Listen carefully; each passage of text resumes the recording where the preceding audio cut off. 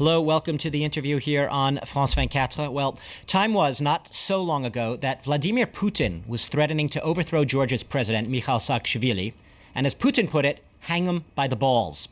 Now, that was August 2008. Russian troops were rolling into Georgian territory. Some feared they had their sights on the capital, Tbilisi. Just over 5 years later, that brief war is a bitter but receding memory. Georgians have just elected a new president, while the country's outgoing prime minister, billionaire Bidzina Ivanishvili, has sought to reduce tensions with Moscow. However, Russian troops do remain stationed in two northern enclaves that Georgia claims as its own. Now, Moscow's anything, meanwhile, but happy about Georgia's own efforts to align itself more closely with the European Union and NATO. Can Georgia warm up to Moscow, mend relations, even as it reaches out to the West? That's one of the questions I'm putting today to my guest, Iraklي Allasania. Welcome to our show. You are Georgia's defense minister, but you've also worn many other hats in the past. You were the country's representative to the United Nations during that 5-day war in August 2008. You subsequently, right after that war, you were critical of the way your government handled the conflict, and you actively entered politics in the opposition. And today you are a member of the new Georgia Dream Coalition, which has came to power last year. Welcome to the show. I want to start with that war. I know it was 5 years ago. Putin's no longer saying he wants to hang Georgia's leaders by the balls. But, as we just said, there are still Russian troops stationed on 20% of your country's territory. What you say is your country's territory. That's not going to change anytime soon, is it? Well, first of all, thanks for having me here. It's my first official visit to the France, and I just wanted to thank French public and the leadership for the assistance and help they provided 5 years ago. Through your country's leadership, we were able... Nicolas Sarkozy was a key player in the negotiations. It was critical to end this conflict at that time, and we are very grateful to French people, and thank you for that. Now, 5 years since the war, Georgia is still standing tall. We consolidated all the democratic gains in the past administrations, and we are now actually in the making of new Georgian history. Just a few weeks ago, we had a very democratic, open and transparent elections, which was actually applauded in the West as a very democratic. And the longtime presidents agreed to step down and hand over power. So the transfer of power happened. So Georgia now is eyeing very closely for the future that we have identified ourselves with Europe. So this is still moving on, which means that Georgia survived the war with Russia. You survived, Of course, you're saying that there are still Russian troops on our territories. This is our territories because the international community never accepted the forceful change of the border by Russian Federation. But we understand it will take a time for us to regain legitimately control over these territories. How does the new government do this on a practical level? Russia is right there. It's your immediate neighbor and a very big neighbor. Europe's way over here, out to the west, much further away, as is the United States. Doesn't the priority just geostrategically have to be Russia? I would disagree. Georgia's public and people have already voted and choose to be part of Europe. And this is why our path to European Union, to Euro-Atlantic community, NATO, is irreversible. This is very obvious to everybody. But at the same time, the new government, Bidzina Ivanishvili, the prime minister, who's and outgoing all of us decided that we have to have pragmatic, very cool-headed view towards Russia. We understand that Russia will not change its policy towards our territorial integrity or our aspiration to join NATO soon.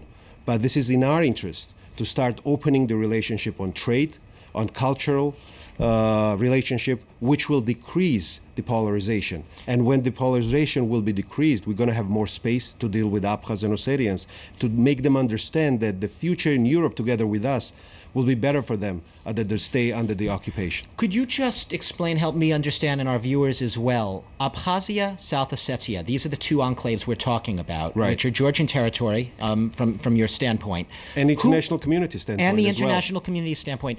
Who's living there right now? Because as I remember, there were tens of thousands of people displaced from their homes in those disputed areas when the Russians came in 2008. Who's there now? What's the population? Well, ethnic cleansing was happening there from the early 90s. not tens of thousands, but hundreds of thousands of Georgians with ethnic cleansed. And this is why international community is supporting very openly and declaratively that the refugees and IDPs has to have the right to go back.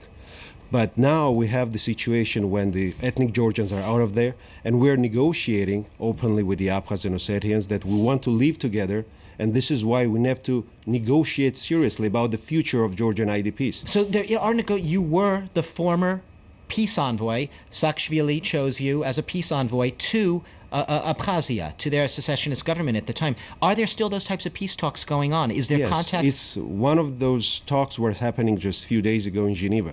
We have a format in Geneva where we're talking with the Abkhaz and Ossetians together with Russians and other international community members. At the same time, Georgian government and Prime Minister Ivanishvili appointed his special envoy, the very seasoned ambassador and experienced diplomat, to talk with Russians on trade and cultural related issues. Okay. So our main goal is not to give any pretext to Russians to attack us politically or otherwise, have this space to develop ourselves, develop institutions, and getting ready to be future members of NATO and European Union. And when historical opportunity will open up, we're going to become the members of the European community. And I will mention that recently Moscow did lift its ban, I believe, on imports of Georgian wine and mineral water, right? Which True. The Russians love. So this is why we feel that it is in our all best interest to have normalized relationship with Russia. But unfortunately, so far, Russians are proving to be very insensitive towards legitimate rights of local Georgian population. What was happening for past months on the borderline of occupied lines, borderization, barbed wires, separating families and people from each other. This is really the old Cold War mentality. We want to end this. This is why our pragmatic approach, I think, will prove to be productive. Russia sees it as a provocative act, even slightly threatening, to see Georgia, one of the former Soviet republics. It sees you as its sphere of influence, I suppose, to use an old term, reaching out so much to the West. Do you understand those concerns when Russia expresses them? First of all, I want to look at the history. Russians were opposing the expansion of the NATO to the east. The Russians were against the Baltic state joining NATO, but it happened because the resilience of the public in Baltic states, as well the resilience of Georgian people, who is supporting the integration to NATO over 75%, this will happen. We're actually building our state, we're building our institutions, and as NATO is saying, we're going to be provided another instruments of integration, because we are now providing security for the European community as well. We are the #1 troop contributors. You are right, in per capita in Afghanistan. So we're proud that we're fighting shoulder to shoulder to safeguard our values together with France, European and other allies. This is why Georgia is now making the difference. Georgia is trusted. Georgia is a credible partner and will remain like this. NATO is, as you know, winding down slowly its operations in Afghanistan, wants to pull out by the end of 2014. Does this concern Georgia? Do you see that the West is perhaps shifting its attention from this region? It's trying to sort of move on to other parts of the world that they consider more important right now? Well, I think the European Union and NATO countries are still very focused on Georgia. I mean, elections that happened just a few weeks ago is another demonstration, and Georgia is profoundly democratic nation. We're building our institutions, and not without the help of France and other allies. So this is the success model.